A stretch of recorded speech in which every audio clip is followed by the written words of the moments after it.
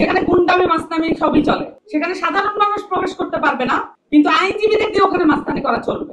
একইভাবে তত্ত্বাবধায়ক সরকারকে একটা বাছাই কমিটি, একটা গ্রহণযোগ্য বাছাই কমিটির মধ্য দিয়ে করা হবে, এই ব্যাপারেও তারা দ্বিমত পোষণ করলেন।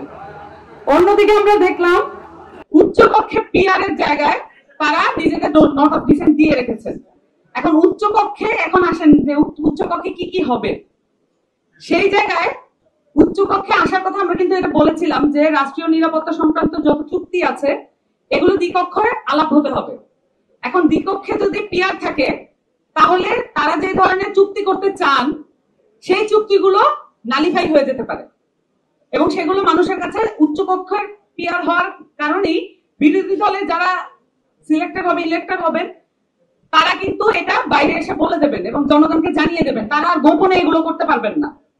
অন্যদিকে দেখেন মহা হিসাব নিরীক্ষক এবং নিয়ন্ত্রক, এটা নিয়োগ করতে হবে একটা বাছাই কমিটির মধ্য দিয়ে। এটা কিন্তু সবাই একমত হয়েছে, কিন্তু বিএনপির নোট অফ ডিসেন্ট আছে। দুদকের চেয়ারম্যান, কমিশনার, এদেরকে দলীয় নিয়োগ, মানে হচ্ছে প্রধানমন্ত্রীর পরামর্শক্রমে যেটা বলা আছে সংবিধানে, এই পরামর্শ জিনিসটাই আসলে এই ফ্যাসিবাদের জন্ম দিয়েছে। এই যে প্রধানমন্ত্রীর পরামর্শক্রমেই তারা নিয়োগ দিতে চান। একই সাথে আমরা দেখলাম আইনজীবী সংগঠনকে রাজনৈতিকভাবে ব্যবহার করা যাবে না, এবং এই যে একটা আইন দিয়ে মাস্তানি তৈরি করা হয়েছে এই আদালতগুলোতে, বিশেষ করে আমাদের সুপ্রিম কোর্ট, যে সুপ্রিম কোর্ট বাংলাদেশের আশা ভরসার আশ্রয়স্থল হতে পারত, এই সুপ্রিম কোর্টে আইনজীবীদের দিয়ে, দলীয় আইনজীবীদের দিয়ে ত্রাস সঞ্চার করা হয়েছে।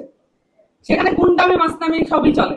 সেখানে সাধারণ মানুষ প্রবেশ করতে পারবে না, কিন্তু আইনজীবীদের দিয়ে ওখানে মাস্তানি করা চলবে।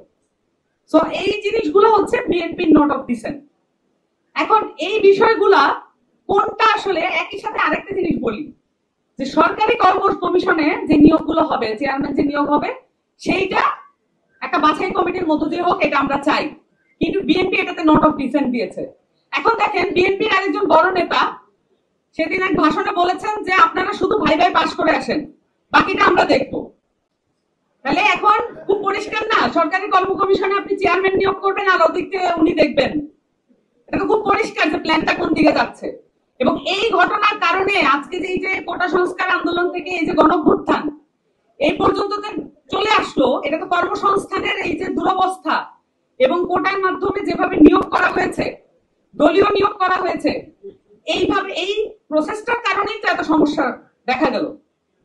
তো এই যে বিষয়গুলো, এইগুলোতে আসলে নোট অফ ডিসেন্ট বিএনপি দিয়ে গেছে। নোট অফ ডিসেন্ট কোনো গণতান্ত্রিকতার জন্য দেয় নাই। নোট অফ ডিসেন্ট রয়েছে বাংলাদেশের মানুষের গণতান্ত্রিক অধিকারের বিরুদ্ধে বিএনপি নোট অফ ডিসেন্ট দিয়ে রেখেছে। এবং একই সাথে এখানে 270 দিন, 270 দিনে তারা এগুলো করতে পারবেন না। 270 দিন মানে 9 মাস, দিনের হিসাবে বললে বোঝা যায় না। 9 মাসে ইলেক্টেড যারা জনগণের কাছ থেকে ম্যান্ডেট প্রাপ্ত, তারা এসে যদি এই কাজগুলো করতে না পারেন, তার মানে এটা পরিষ্কার ভাবে বোঝা যাচ্ছে এই যে নিয়োগ পদ্ধতিগুলো, এগুলো বাংলাদেশে গণতান্ত্রিক উপায় হোক, এটাই তারা চান না। তার মানে পুরো নোট অফ দিয়ে রেখেছেন পুরো গণতন্ত্রের বিরুদ্ধে। একই সাথে আমরা একটা নতুন রাজনৈতিক দল হওয়া সত্ত্বেও আমরা নিজেদের মতো করে নিজেদের যে যতটুকু সক্ষমতা আছে ততটুকু দিয়ে আমরা সংগঠন গুছিয়েছি, কিন্তু আমরা সেই সাথে গণতান্ত্রিকতার লড়াই করার জন্য আমরা ঐক্যমত্য কমিশনে যে লড়াইটা করেছি এটা লাইভ টেলিকাস্ট হয়েছে।